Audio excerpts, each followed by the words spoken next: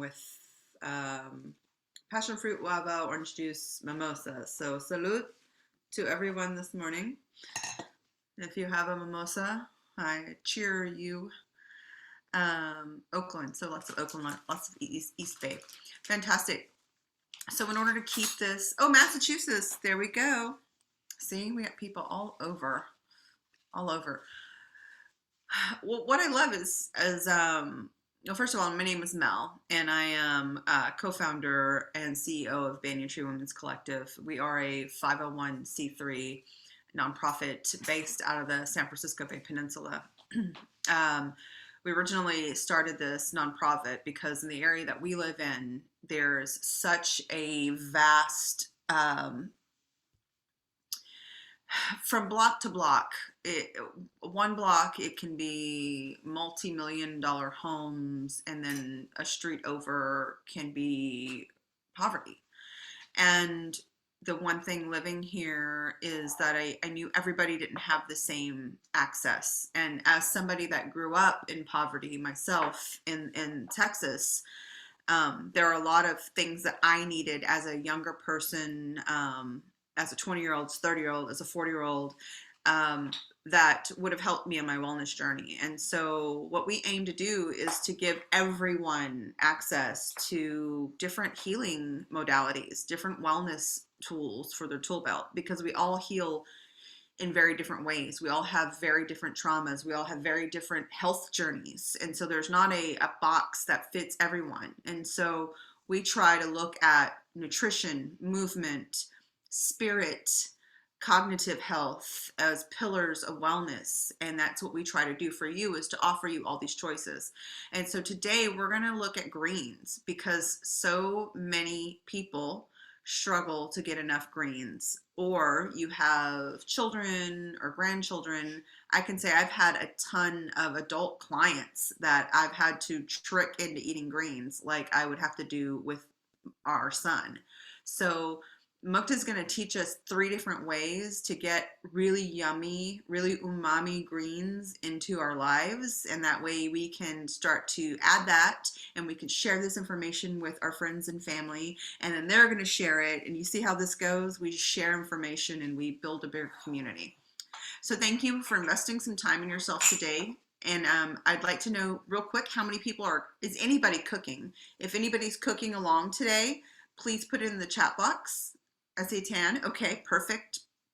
And that's okay if you're not cooking along. So maybe you're going to watch for the technique and you're really just trying to get more established in how to handle the greens in the kitchen. That is perfectly fine too.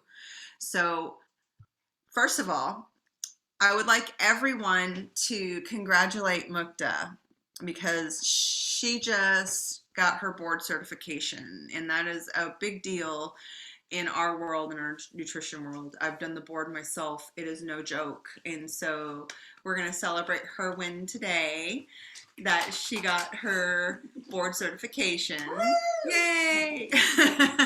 Which is part of our mimosa journey today. And then afterwards, we'll have some time for a Q&A. I'll be moderating, watching the chat box if anybody gets stuck while she is teaching you how to cook.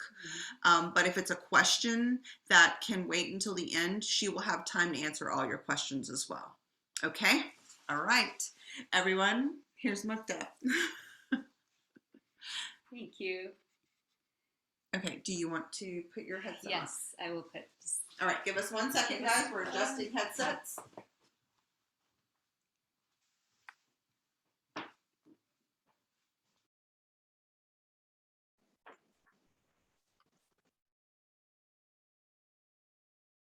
Up if you can hear. Can you hear me? Can you hear me? Yes? No? Yep. Excellent. All right. So I am going to be right here in this area so you can see what I'm doing. Well, I'm going to hand you this. And welcome to my class. This is really exciting. Thank you, Mel and Candy, for having me in your beautiful kitchen. I love teaching about greens. It's one of the 5 things I would say, other than my husband and my family, that I'm extremely passionate about. And so I'm super thrilled to be here today to teach you. So just a really quick introduction to me. My name is Mukta and I am a board certified holistic nutritionist and based in San Jose, California. I focus mostly on working with women who are stressed out, exhausted, depleted, and I support them through food and kind of holistic measures to find their balance, to resolve stress-related health issues, as well as to heal their relationship with food. There's a lot of clients that I have that have had kind of a stressful relationship with food their entire lives. And so one of my passions is helping them love food again, get to know the flavors and the textures again. And so we spend a lot of time on that sort of thing. So just in terms of what we have going on today, we're going to learn how to make a smoothie. It's one of my go-tos. We're going to learn a kale salad, as well as a Brussels sprout stir fry. So we're not going to do a roasted Brussels sprouts or a deep fried or boil them. We're not doing that. We're going to stir fry it. So my goal is to give you some ideas and recipes to make getting greens into your diet easier, but also, to think about the holidays and holidays coming up, potentially have guests in town. You're going to be feeding a lot of people. And, let's face it, greens are not always the priority, right? They're kind of an afterthought.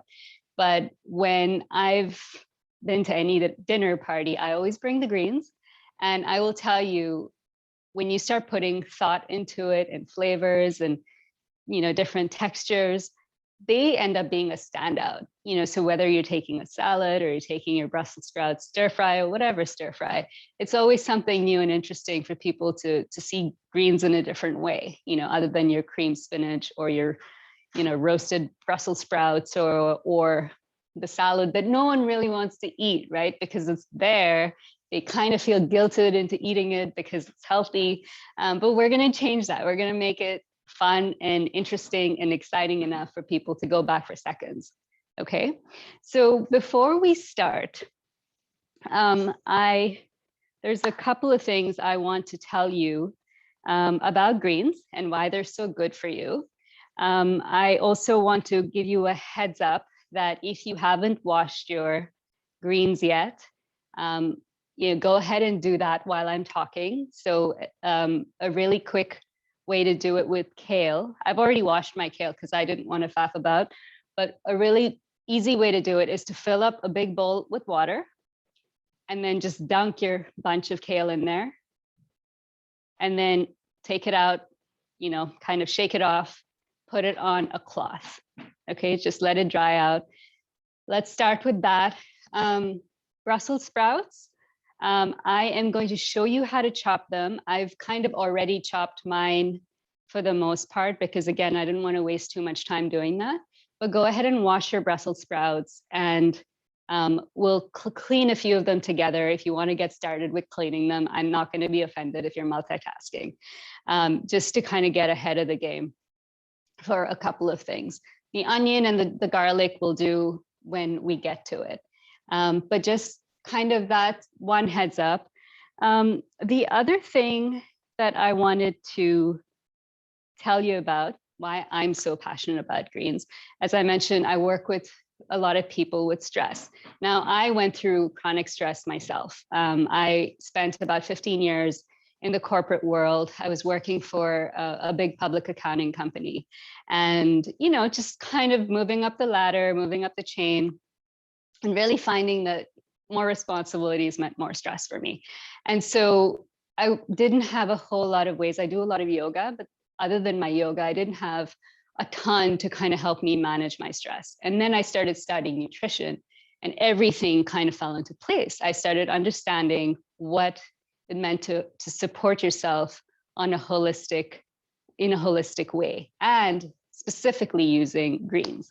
Now, I'm lucky because I have always loved greens.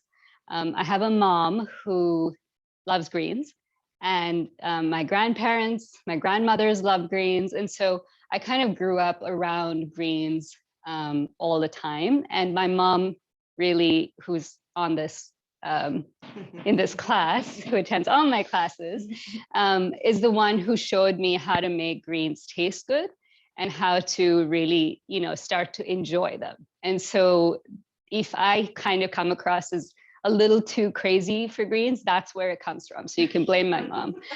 The other thing that, we're going to talk about with greens is that they're so damn good for you. They are just so good for you. And often it's the missing piece in people's diets, because they're trying to do their best with eating like the right macros, so protein, carbs, and fiber. How much do we eat?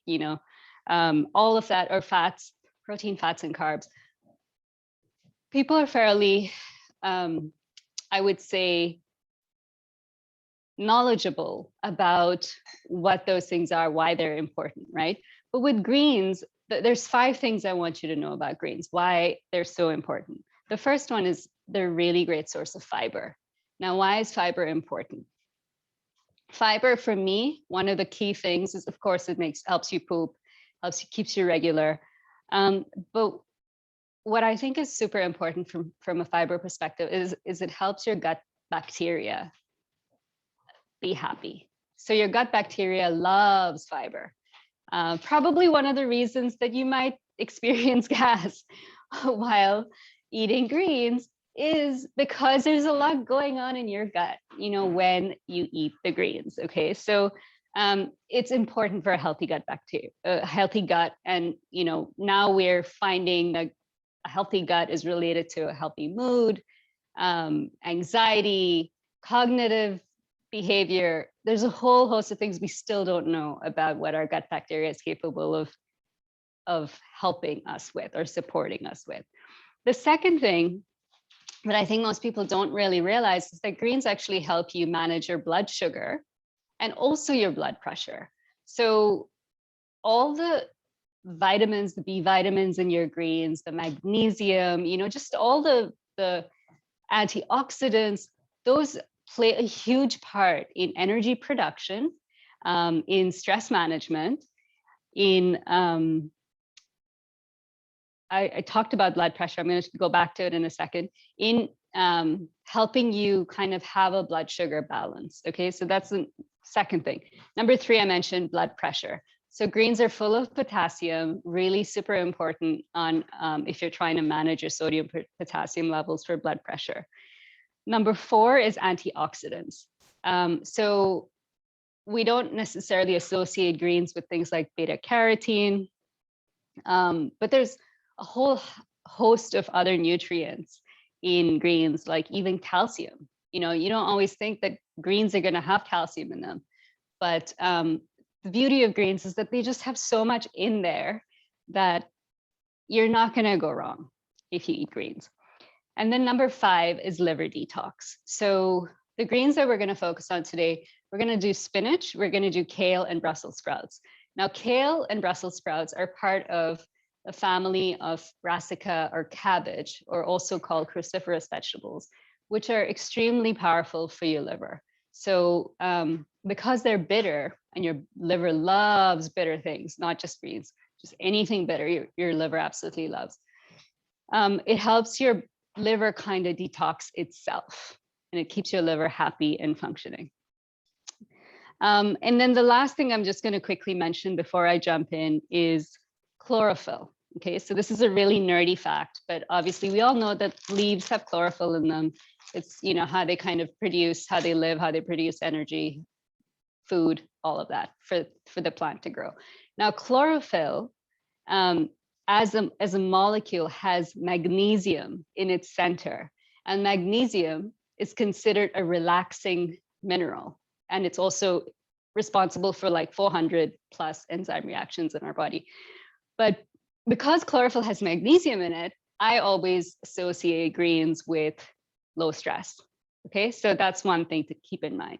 When you have more greens, you're probably going to be more energized, less stressed out. How many greens do we want to go for? Now, in terms of servings, probably, you'll hear everything from like 6 to 8 to 5 to 9.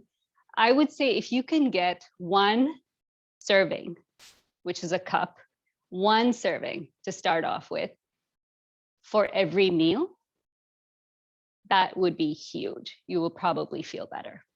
Okay, so we're gonna go ahead and get started. We're gonna start with our smoothie, which I would say, it is my go-to smoothie, but it's a blank canvas. I'm going to put some spinach in there. Spinach, I consider like the gateway green because it's easy. It doesn't have a much flavor, especially if you're doing baby spinach. And if you have someone who is, wary of greens and you give them a smoothie that tastes good, they're probably going to get over their green kind of phobia quicker. Then you can graduate them to greens that have different flavors. Okay, so spinach doesn't have a ton of flavor, so we're going to use spinach today. And so very quick, my Vitamix has been used. It's well loved, about 10 years old. I would say if you're going to do smoothies, you probably want to try to get a high-speed blender. They're super convenient. Something like a Vitamix is also really easy to clean. And so I would recommend it. Also, sales are coming up. So yeah, Black Friday with the Blendtec. Yeah, Blendtec, Vitamix, Ninja, Magic Bullet, whatever you choose, just get something that you know is going to be easy to clean. Amazon, and then Bath and Body. Yep. Do a coupon that makes like the Blendtec be like $100. Okay, cool. So I don't know if you guys heard that, but Amazon and Bed Bath and Beyond have various coupons to make buying a Vitamix a little bit more Blendtec a little bit more affordable. But these things last a lifetime. Like I said, I've had mine for 10 years and I believe it was worth every last bit. Okay, so I'm going to start with putting the banana in. You can honestly put whatever you want, but I'm just kind of going with what is here in front of me right now. So the banana is going to go in first. That. I wanted to quickly tell you about nut milk. Okay, so you might have, there's someone in the waiting room. You might like using nut milk, and that's great. But I'm going to show you a little bit of an easier way to do it. I just soak nuts overnight. So I've got soaked walnuts in here. It looks a little gritty because they've been soaked overnight, but they were soaked in water. I'm just going to throw that in there. You could do this with walnuts. You can do this with almonds, cashews, Brazil nuts, whatever you have. Okay, so if there's a specific nut that you like, use that. Now, the benefit of doing that is that you're going to get all the fiber, all the fats, all the protein. When you buy nut milk, you're actually not getting much. Nut milk is really water and nuts. And there's very few companies that actually will give you everything in there. So I would say one plug is to make your nut milk at home. It's definitely easier. Okay. So we've got the banana, we've got the nuts. I am going to throw in 2 tablespoons of hemp seeds. Now, hemp seeds are really high in protein and omega-3 fats. So the thing about this smoothie that is different from fruit smoothies is that you're going to get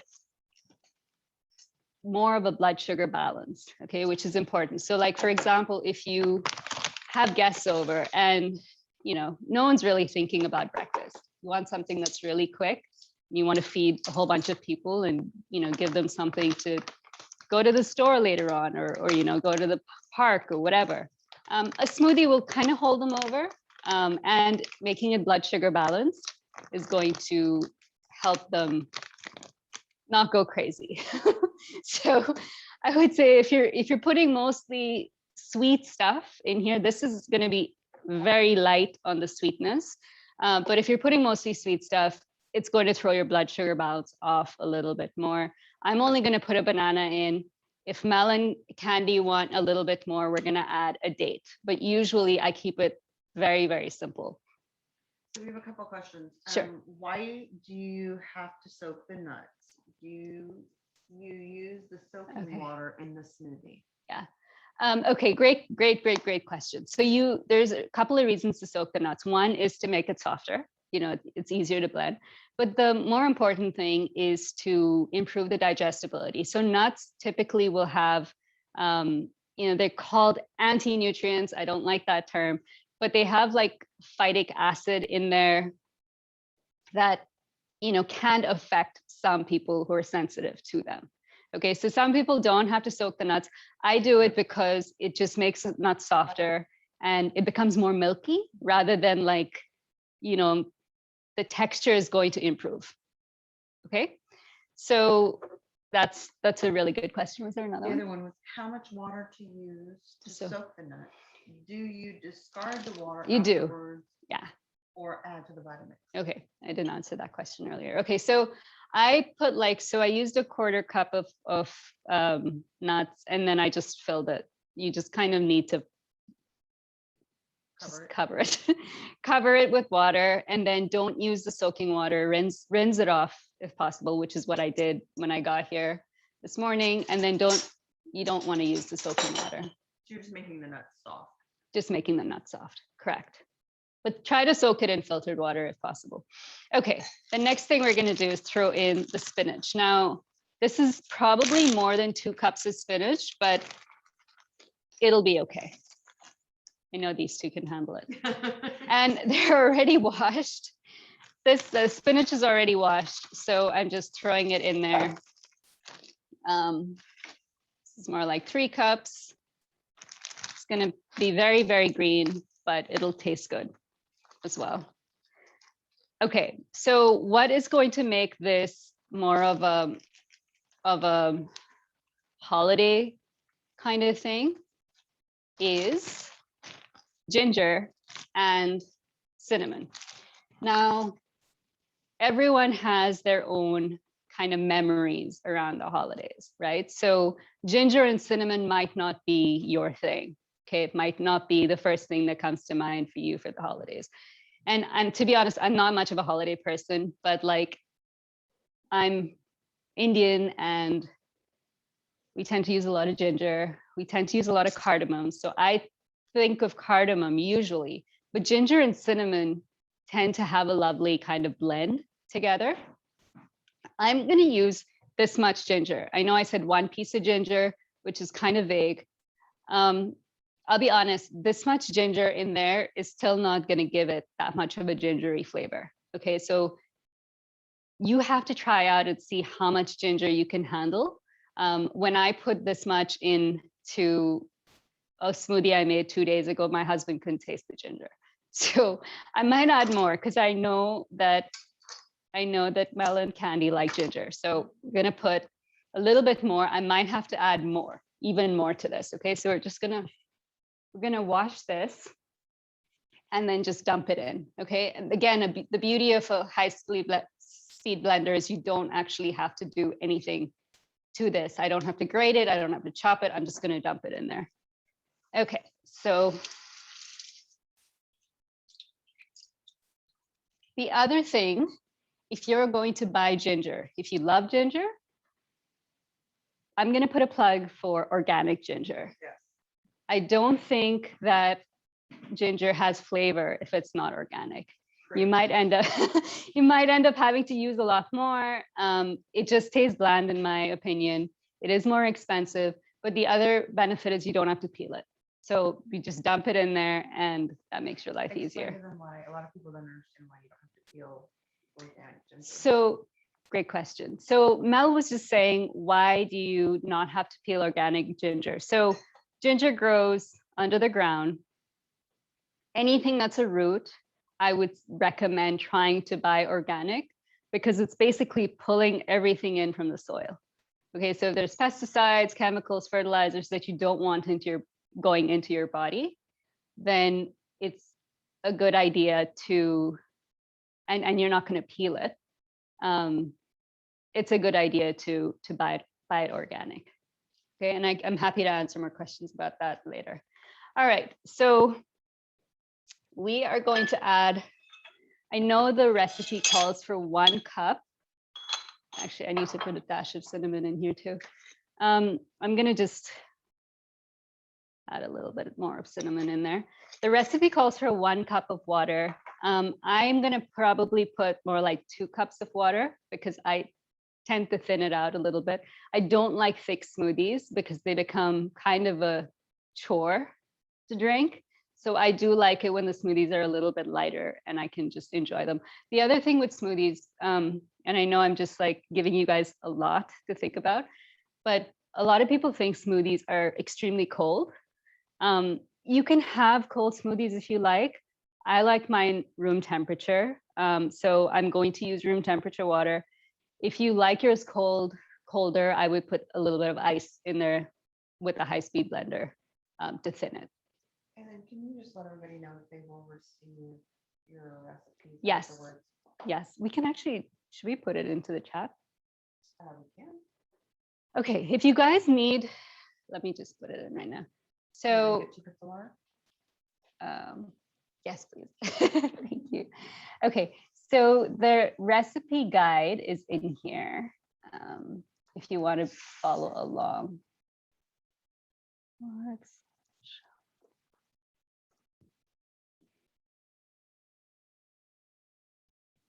I don't know why that didn't show up as a, it didn't show up as a link. If you copy and paste that into your, thank you. That should work, but if it doesn't, please let us know. You're getting a few private messages in there. Okay. So the question is using the ginger spice, just a ginger spice, okay? Ginger granules. You can use ginger spice if you prefer that. It will be stronger, so you might want to just play with how much you put in. I don't use ginger spice because I just like buying the root and using it for different things. But yeah, you can work with what you have. We're going to do this, and then while I'm pouring it, I'm going to give you guys a couple more things. So it's going to get a little loud.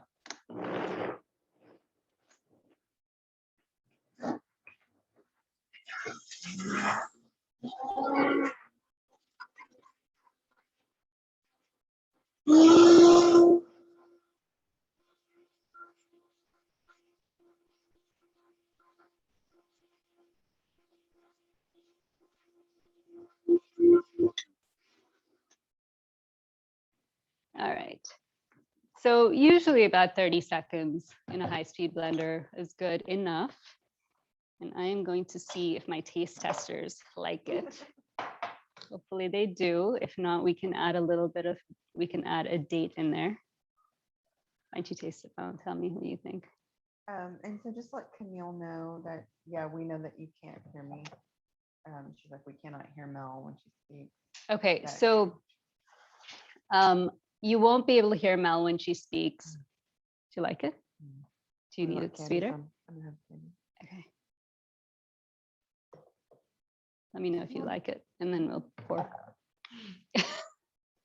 So you're not going to hear Mel because I have a headset. So if you do have questions, just go ahead and dump them in the chat. Yeah. All right. Let's give you guys. I'm going to give myself a little glass too. From mimosas to. This is what we call balance. Mimosas and green smoothies. I'm just gonna, thank you. It's very good. Yeah.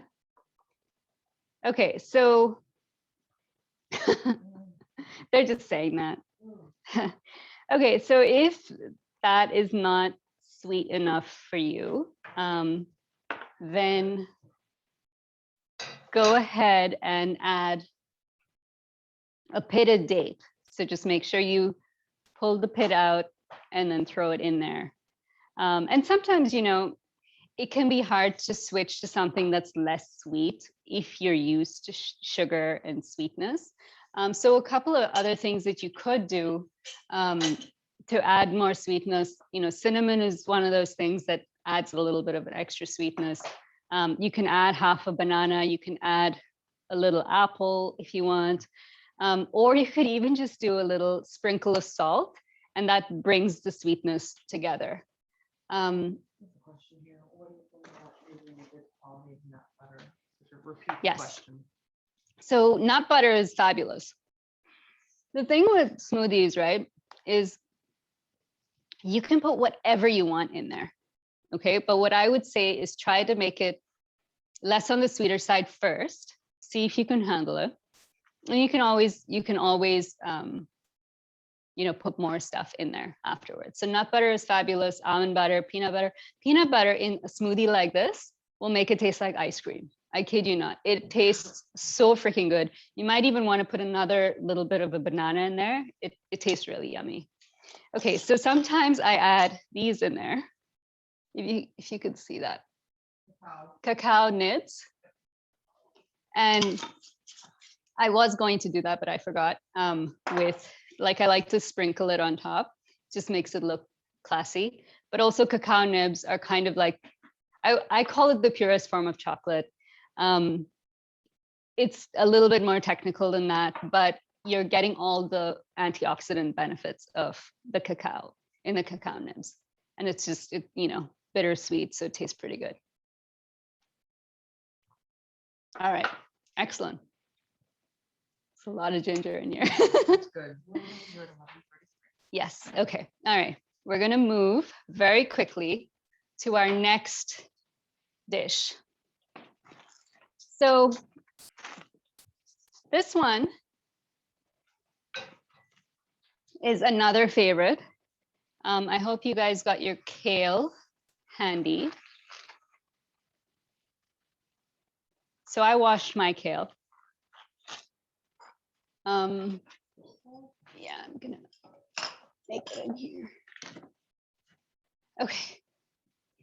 So this recipe, I will say, is life-changing. If you've never made a raw kale salad, you will want to keep this in your salad repertoire, okay? Because it makes kale taste really good. I've had situations where kids have asked for more, okay? So that's one thing to keep in mind. Now, kale, you will normally see recipes that say strip off the stalk. We're not going to strip off the stalk. If you have a really lengthy stalk, then you might want to strip off the stalk. But for this, I'm not going to do it. If you want to strip off the stalk, the easiest thing to do is just do that, and pull it off. But the stalk has a lot of nutrients that are good for you, as well as fiber. What I like to do is just chop it super thin, and then you will get all the benefits that you want out of the stalk. Okay, so what we're gonna do right now is just chop this. There's no serious technique. You just pull it all together and then just chop it. Okay, so we're gonna do that and see how it goes. Okay, so you can use any kale for this. You can use, I used to make this with curly kale, but honestly, I've become a lot more partial to the lacinato one, which is this particular variety. You can use any kale. The purple kale looks really lovely in this, in terms of presentation, but they're all gonna kind of go the same way for this recipe. They'll all the technique is exactly the same. And then the technique that I'm going to show you for this, just so you know, you can actually use the same technique for collard greens or any other greens that are like kind of bitter or thick, just kind of hard to eat. But all right, I've made these into ribbons. As you can tell, I'm not really doing anything fancy here. Some people also with this recipe, some people like to just pull, kind of break the kale up into bite-sized pieces. You can do that too. I've just found over the years, like making it, into ribbons just makes it easier to eat. So yeah, then I just go down and I chop it in the middle like that, makes the ribbons a little bit smaller. And then that's it. So this is a little bit big. Yeah, if you see really big pieces in there, just kind of tear it apart. I'll compost that. Okay. So put it into a bowl. I've got a bowl over here.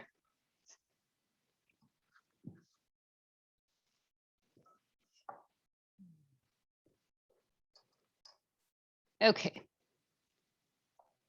So we've got all our kale in here.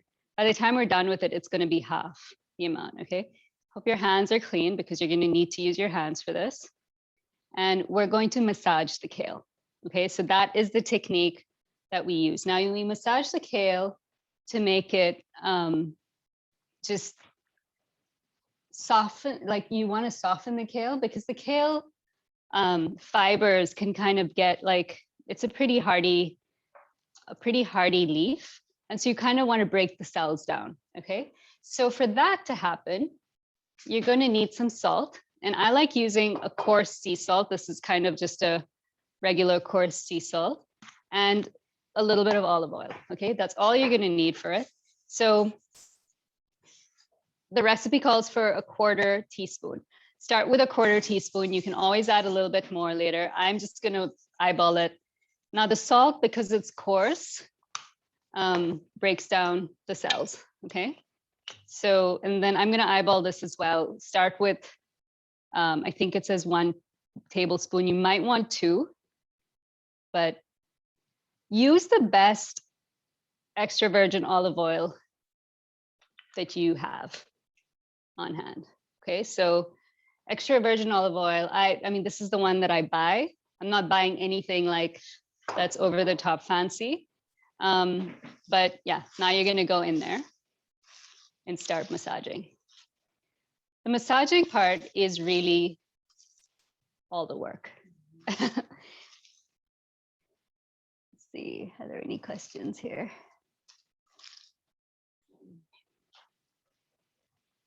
I love that you're showcasing greens that are so underrated.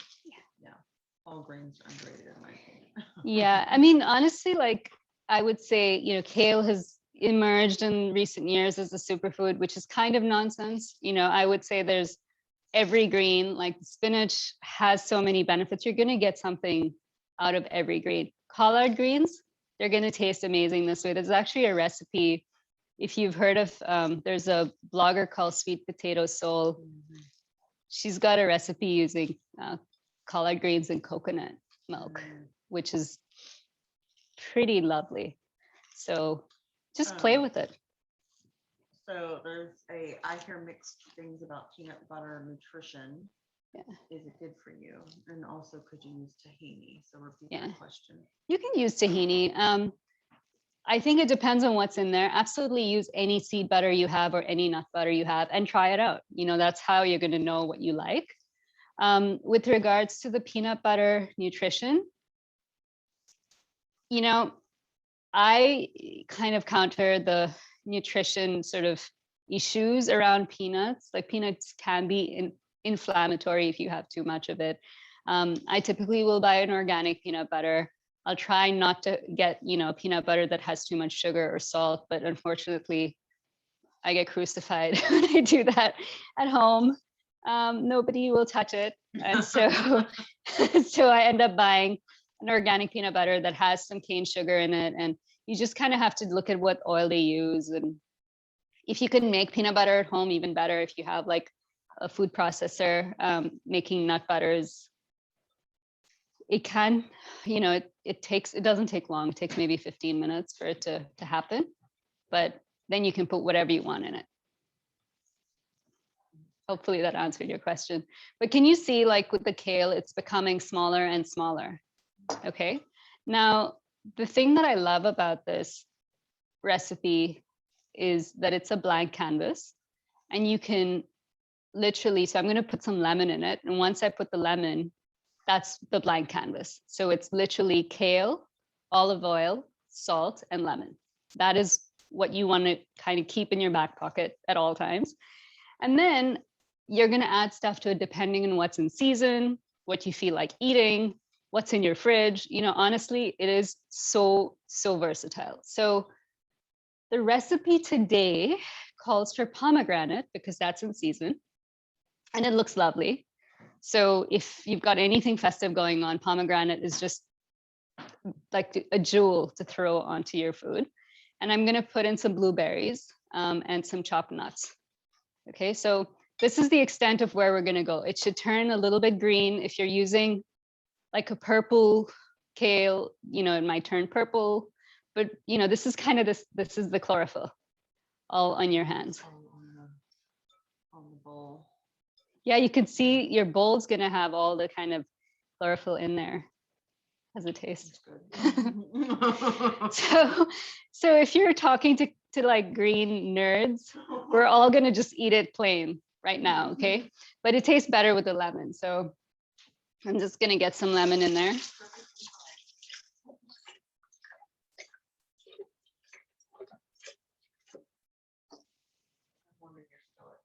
Oh, thank you. It's okay. There we go. Okay, so thank you. So I'm gonna put a lemon in here. As you can see, it's all pretty scrappy here. Okay, so just gonna squeeze half a lemon. Now, even though I've mentioned this is like a blank canvas, the one thing you do need to know is that if you add a whole lot of stuff, the kale is gonna lose its flavor. Okay, so you might have to top it up with a little bit more salt or a little bit more lemon. I want you to put in the lemon, give it a little toss and taste it and see if it needs anything more. It should taste perfect in your book. It should taste like something that you can eat plain, okay? That's the beauty of this kale salad. Like you can eat it. You should be able to like just put it in the fridge and then add it to, meals throughout your week.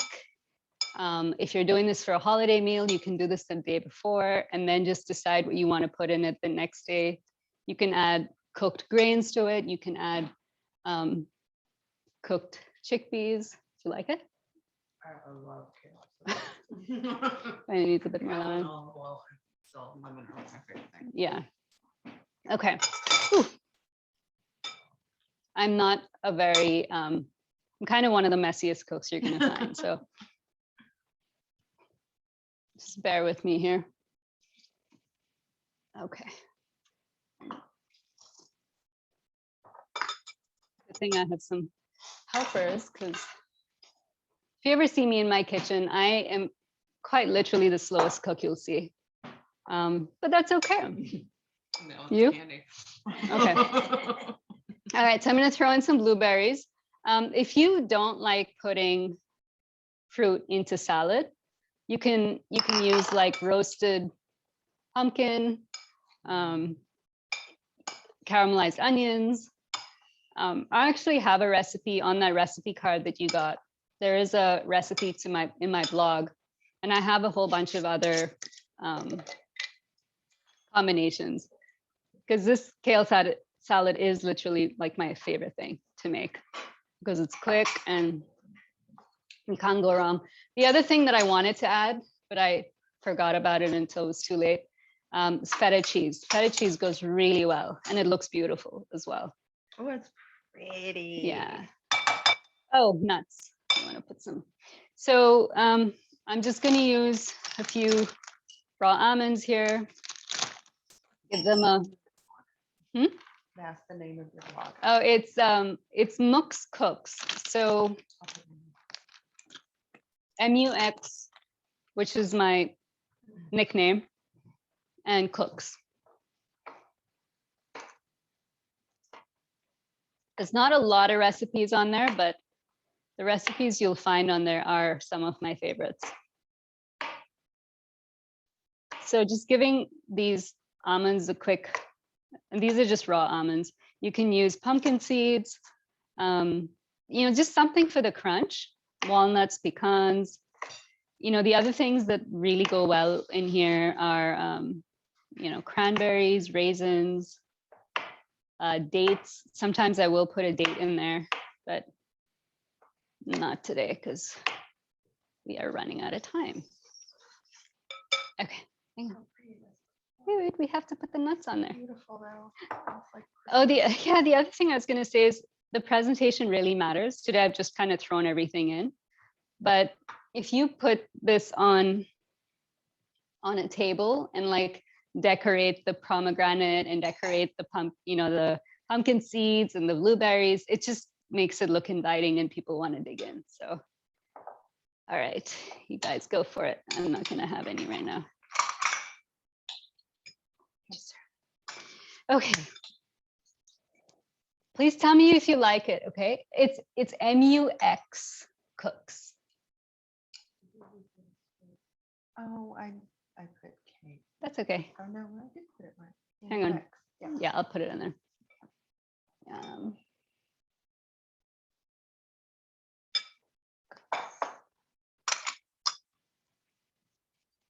Okay. Next thing, while you're enjoying your kale salad, we are going to go right in and start with. Yeah, I will. I'm going to chop a few things here first. Okay. By the way, the pomegranate. They're both dancing over here. So just so you guys know, if you're like, I'm never going to be able to peel a pomegranate, I created a reel on my Instagram. I need to post it. I'm going to post it next week. So if you follow me on Instagram, you'll find it there. I basically peeled the pomegranate in less than 5 minutes. Okay, so if that inspires you, then come on over and see how it's done. Okay, so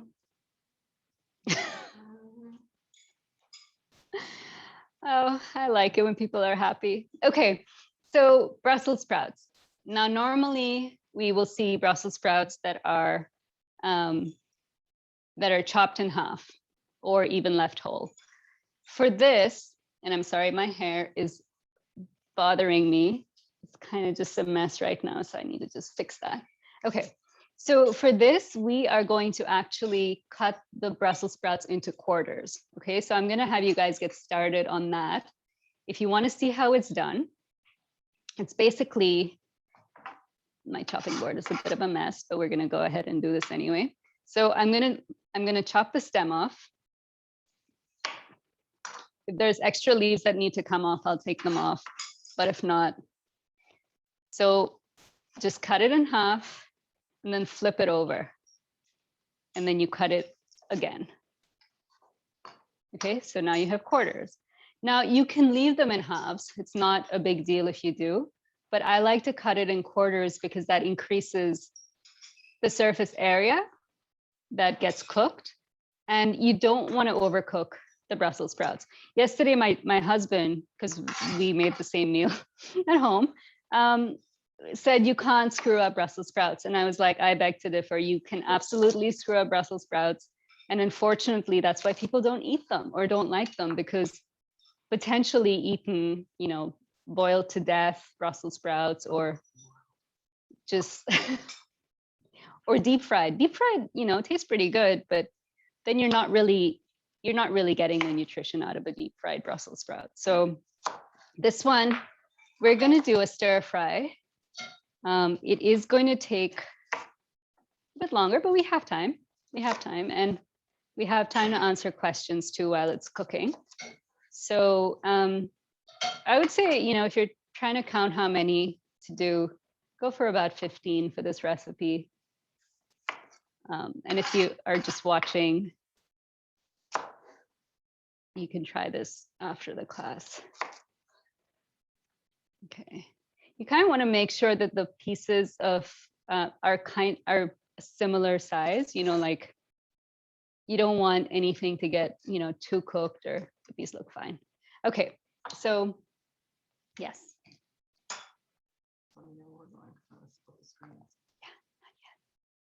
not yet. I'm gonna chop the onion and the garlic in here. Okay, so the next thing is chopping the onion. Now you can use any onion for this. You can use spring onions, you can use shallots, you can use whatever you want. I'm using a red onion only because of the color, okay? Because I want this to look as festive as possible. And the ingredients that I've chosen are not as colorful as they would be if, say I was actually doing this for a holiday meal. I'm not going to use that much onion. I'm going to use about, this is even less than a half, okay? So, I think the onion, okay, two things. One is this recipe that you see in that piece of paper is, again, a blank canvas. Okay, so you can use that with any greens. You don't have to use Brussels sprouts. You can do it with collards. You can do it with Swiss chard, beet greens. Anything is going to taste really good with just onion, garlic. Thank you.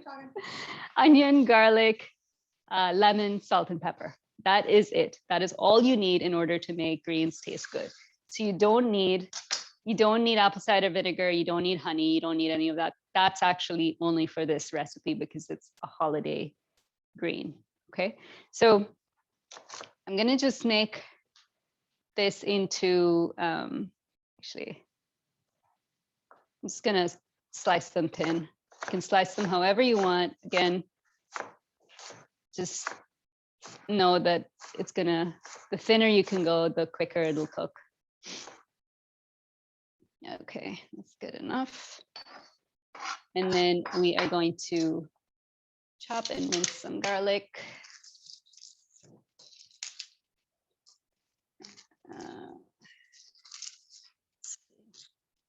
Meant to actually do this before class, but.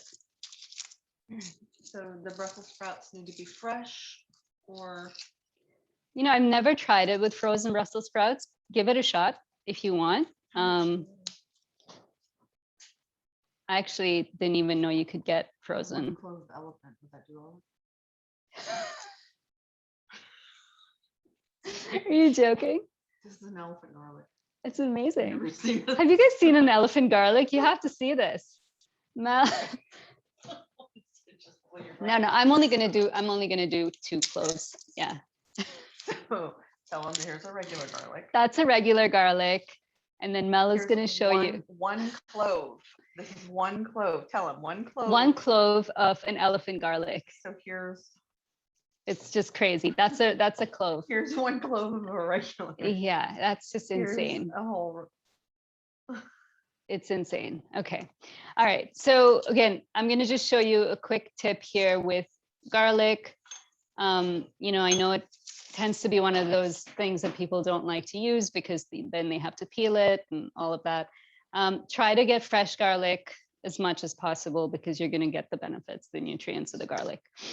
Okay, so this is my trick of garlic. I don't even peel it. I just smash it, take off the peel, and then it makes it easier to mince. Okay, so I'm gonna just do the same thing for this one. Just put all your weight into it. Be careful with the knife. And then you've got yourself a peeled garlic and you can mince it easily. So just gonna go ahead and mince that. Just be careful with your fingers. And then you can use a garlic grater if you want as well. I don't use one. I just kind of give this a quick chop. And then Mel, I think I'm ready. Okay. The next thing that I'm just going to go ahead and chop is a date because we're going to throw in a Bujol date. But where is it? Oh, there it is. Okay. So I'm just going to throw 1 in for just because it gives it a little bit of a gooiness that can be quite enjoyable. So you want to kind of, the thing that I like doing with this, actually, there's one more thing I need to chop up. The thing I like to do with greens is I like to throw in surprises. So especially if I'm cooking for people that don't like greens, I will throw in things that they might not expect, right? So like you can throw in a medjool date. I am gonna, because I know who I'm cooking for, I'm gonna throw in a chile arbol. It's actually gonna only be half because the whole thing is gonna just kill us. But so it's, you know, a Mexican chili. And I'm going to throw in cumin seeds as well. Okay, so cumin seeds are not in the recipe, but we're going to use them because it adds a little bit of extra flavor. So again, think about the flavor profile you're going for here. Okay, if it's something that, you know, like I love salty, sweet, and spicy. That's like one of my favorite things to eat. And so that's kind of what I'm cooking. But if you like bacon, for example, you can throw bacon bits in this. If you like caramelized fruit, you can throw apples in it while it's cooking. Okay, so we're going to take this over to the cooking station, and I'm going to try not to make a mess.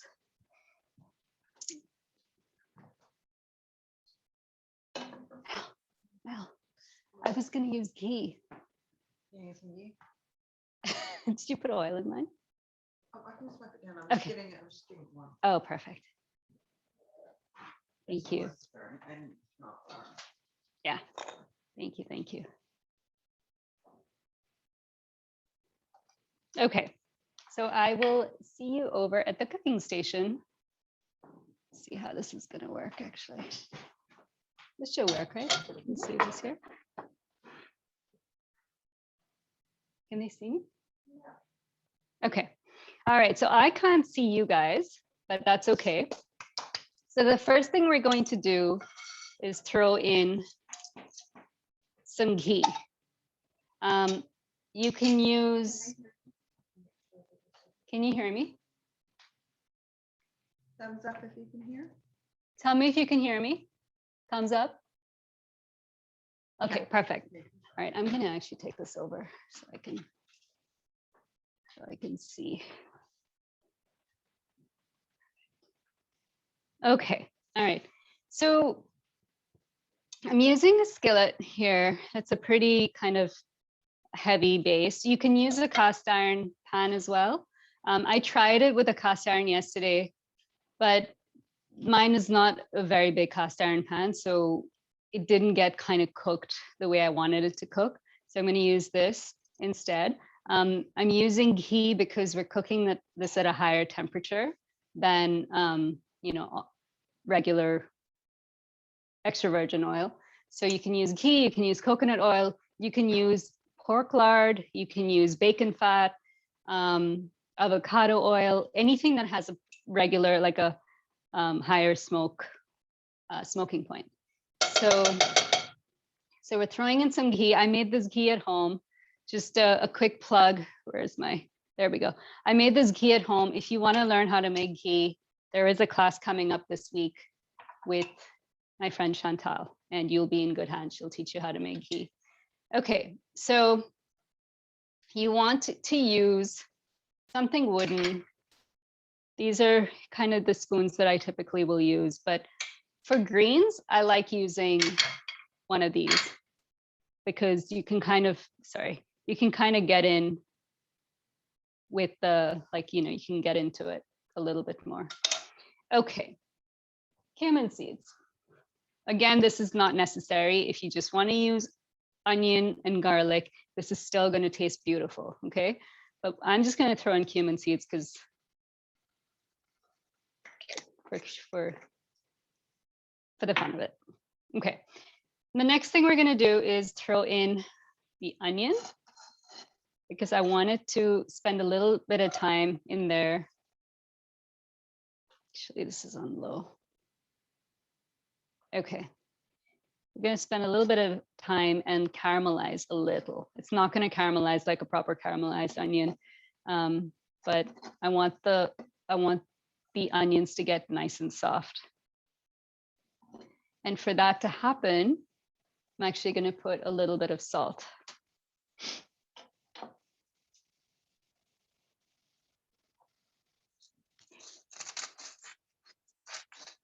You can use coarse sea salt.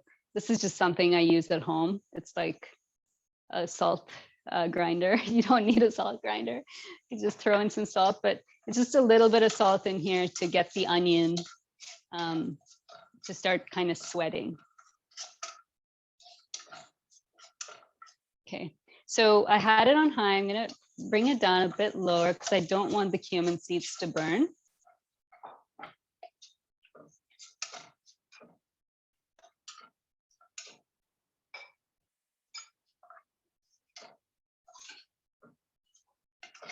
Okay, so leave that in there for a little bit. And then not quite ready for the garlic. Are there any questions let's take some questions if anyone has any while this is cooking. Not right now, but I see Tan is cooking, so maybe we'll check on the phone. Perfect.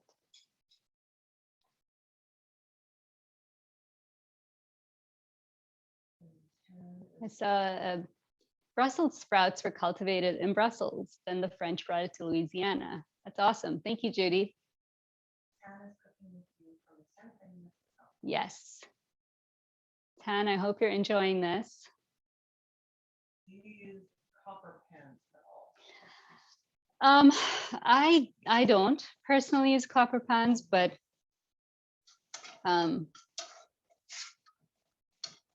not for really any reason. If you're using copper pans, you just need to, I think, know what you're doing, because sometimes, you know, you will get copper in your body, and copper has to be in balance with other minerals like zinc. And so, yeah, cast iron pans as well, you know, just kind of be mindful of what you're doing. Okay, don't really know what's happening here. This is on high, right? Mm-hmm. Oh, no, there's an extra high. Perfect. Thank you. Okay. So we don't want to burn the garlic. Cumin seems like it's doing okay. So I'm going to go ahead and toss in. I'm not going to throw in the chili yet, because the chili is going to burn if I throw it in now. So I'm throwing in the Brussels sprouts. And it's at a reasonably high heat because I want the Brussels sprouts to sear. Now, as you can see, they have a, well, what I was going to say is that this pan is a little bit overcrowded, just looking at it right now. Technically, it shouldn't really matter that much, but you might not get the same kind of sear if you'd put in, you know, maybe if I put in a couple less Brussels sprouts in here. I'm not going to make a huge mess in this kitchen. Okay, so now that I've put that in there, the Brussels sprouts, I'm going to add a little bit more salt and a little bit of black pepper. Again, a grinder is helpful. Fresh black pepper is amazing. It's one of those things that I put into everything. I love fresh black pepper. Okay, so this is cooking nicely. Okay, there's two things I want you to keep in mind with any greens, and this is something I learned from my mom. One is you kind of want it to have this beautiful bright green color. You know, you don't want it to get all olivey. When it gets olivey, it's on the road to being overcooked. Okay, so I'm going to turn the heat down a little bit. The other thing is you don't want to cover it. I know there's some recipes that call for covering greens, but when you cover the greens, they will steam, they will get like overcooked easily. I think there's the pros and cons to covering. Some people say when you cover it, it traps all the nutrients in there. I don't think too much about that. I like to keep it as bright as possible because it's going to be appetizing, you know, and people feel like they're eating something beautiful rather than like a pile of mush, you know, that nobody wants. So I'm going to let this cook for a little bit. In the meantime, I am going to make a little concoction with apple cider vinegar and honey. I'm going to use, I know it says like 1 teaspoon of apple cider vinegar and half a teaspoon of honey, but I'm going to wing it a bit. So feel free to use the recipe. Let's see.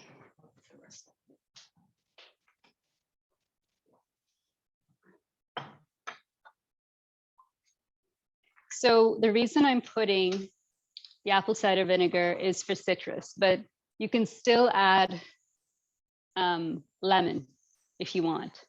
It just gives it a different dimension that you might not get.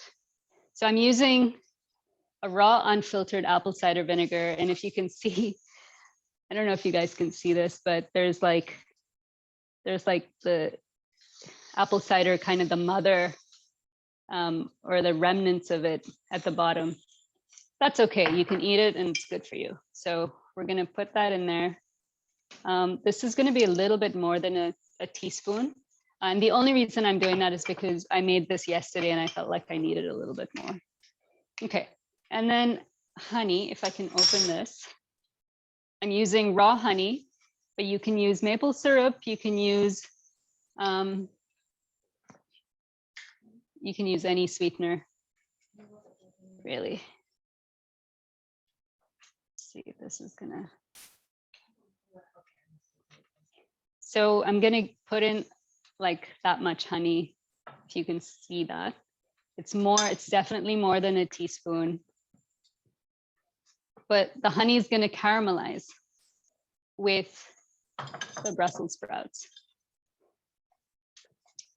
So if you've looked at the recipe, the ingredient sheet that I posted, there is a recipe in there for Brussels sprouts with bacon and dates. That's a recipe that I made probably 5 years ago and really enjoyed, but we don't eat bacon anymore. So I didn't want to do that for this class. Plus it's, always nice to get some plant-based recipes. This thing is burning. That you haven't necessarily tried before. So, but if you do like bacon, that recipe is fantastic. It's got bacon, it's got dates. I think it has onions in it. All right, as you can see, I probably allowed this to sit for longer than necessary. It's got a nice sear on. What's the other thing?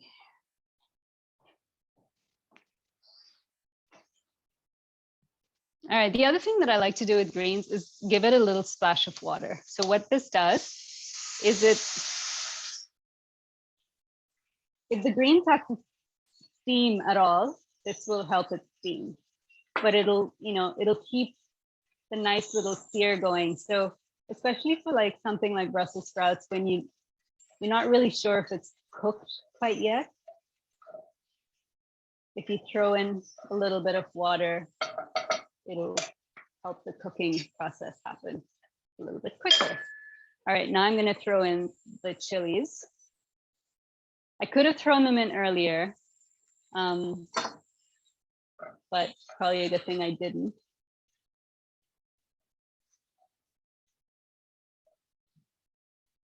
Yeah, there's going to be a big piece of chili in there.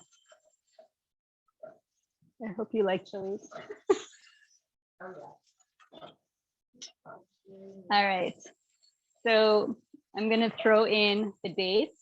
So again, this is a pitted date that I chopped. Just kind of, throw it in. You can use raisins, dried apricot, like any dried fruit would taste really yummy here. Ooh, currants would be really good. The other thing, like I mentioned earlier, if you like caramelized fruit, you could throw grapes in here and that would just work a treat. But just be creative with what you have at home.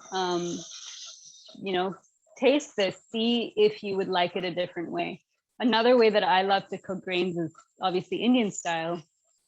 And yesterday I made the same thing and I threw in some coconut, and that immediately made it taste more Indian because it has the cumin seeds and it has a little bit of chili. Okay, so this is almost ready to be done. I'm not even going to taste it. I can just tell based on what it looks like that it's probably close to being cooked. So I'm going to throw in the apple cider vinegar and the honey.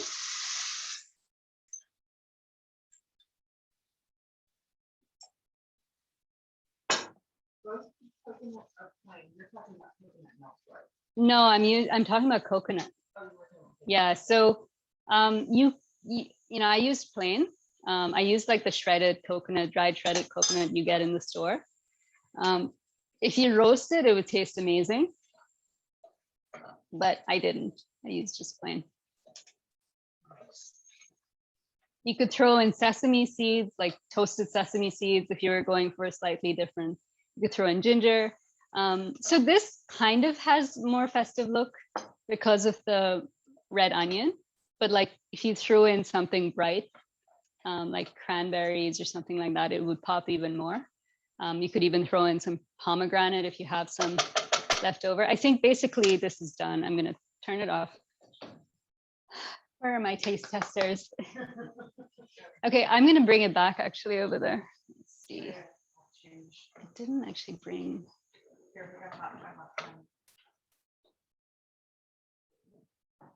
I'm going to see how this.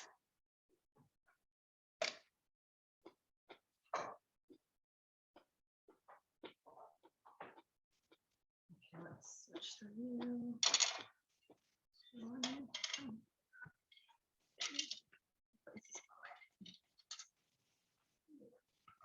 This needs a bit of salt. Cumin seeds and what else for Indian flavor? Okay, so for the Indian flavor, who's asking the question? Okay. If you are familiar with Indian food, you could probably do cumin, mustard seeds. There's like a specific tempering that most Indian people will use, which is cumin, mustard seeds, curry leaves, green chilies. If you're not super familiar with Indian food, I would use cumin seeds. I wouldn't use turmeric when I cook greens. I very rarely use turmeric when I cook greens because I want it to stay green. And so again, it's all about the presentation. But this kind of looks like lovely and, you know, just gooey and a whole bunch of other things. May have a slight lack of salt, but you can get there. You try. It's kind of hot, but then okay. So let me know if it needs a salt and I can add more.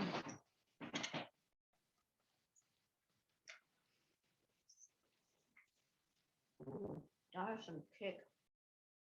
Hopefully you didn't eat the chili. No,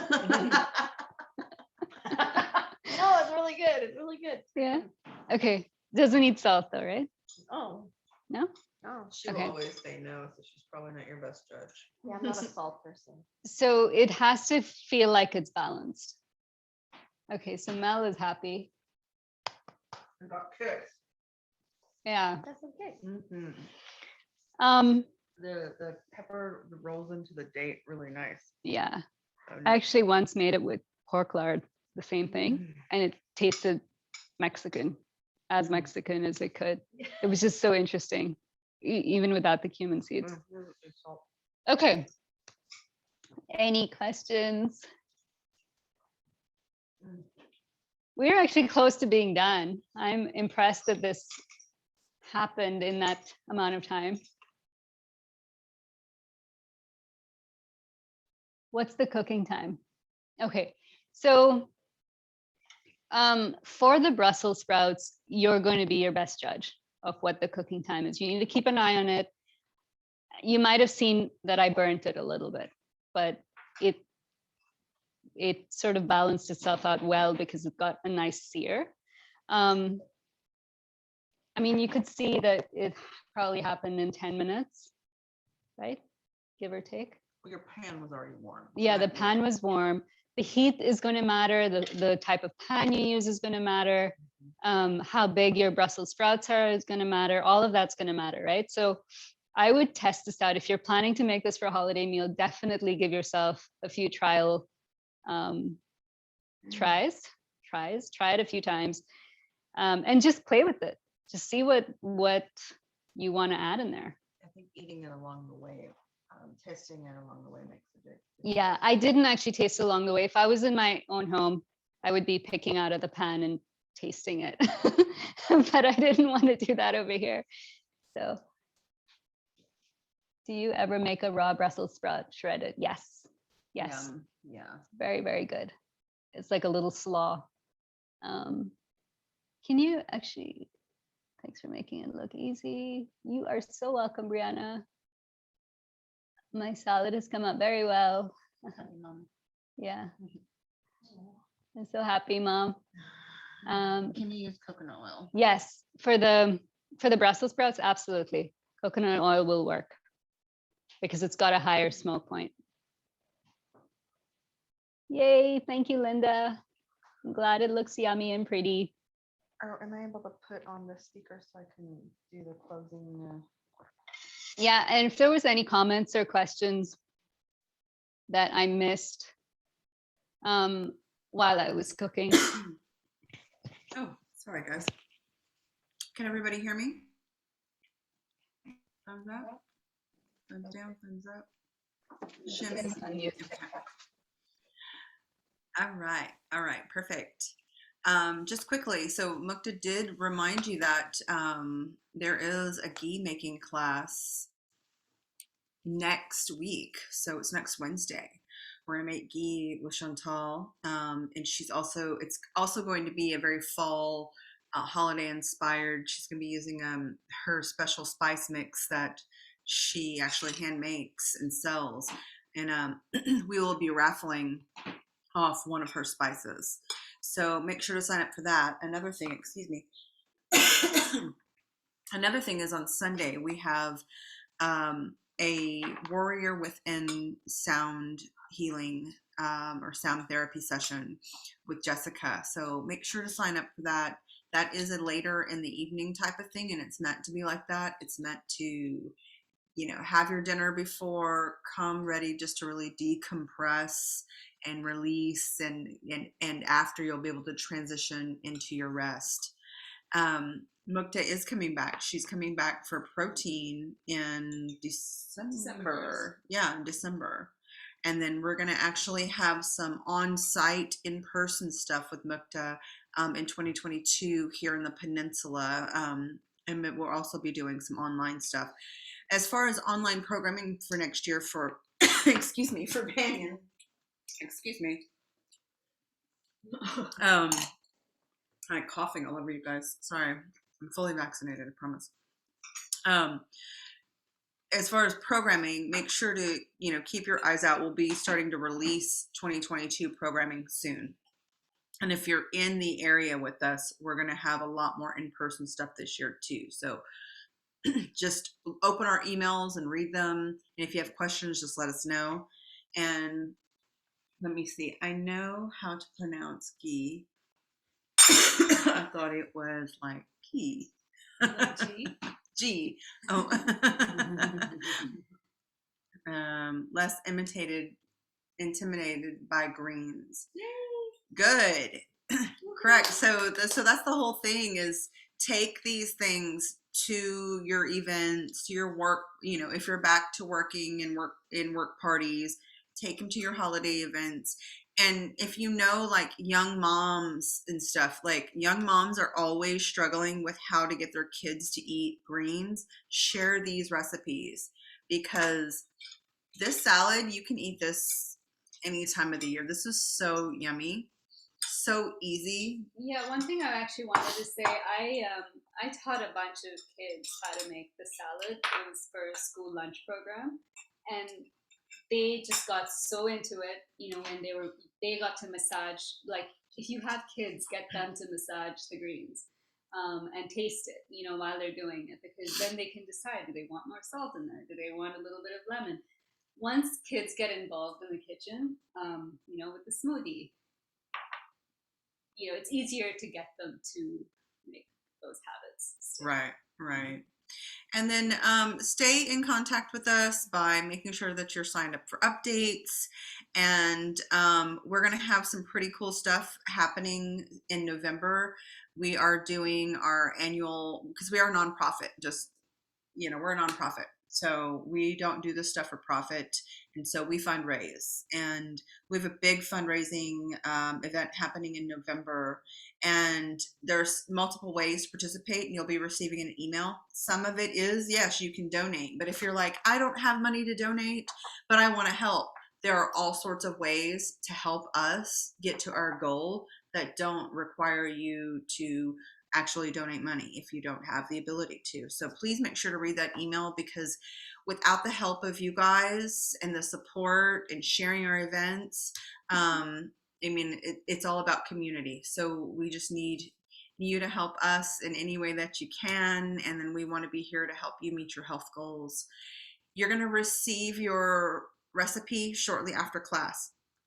If for any reason you do not receive your recipe by this afternoon, you can email info@banyanwomen.org and someone will get back to you very shortly. Does anybody have any last questions for Mukta before we transition out for the day? Remember to come to Mook's Cooks on Instagram if you want to know how to quickly de-seed a pomegranate. I'm going to post that next week. Yeah, follow her, follow Banyan, share it with your community, share it with your friends. No reason not to share. Classes are free. Get people to join, cook together. I love seeing Tan in the kitchen with another person cooking. It's beautiful when everybody gets together and creates food. Thank you so much for taking and investing some time in yourself today to learn a little bit. We hope to see you in class real soon. Please take care of yourself, take care of each other. Thank you. Thank you.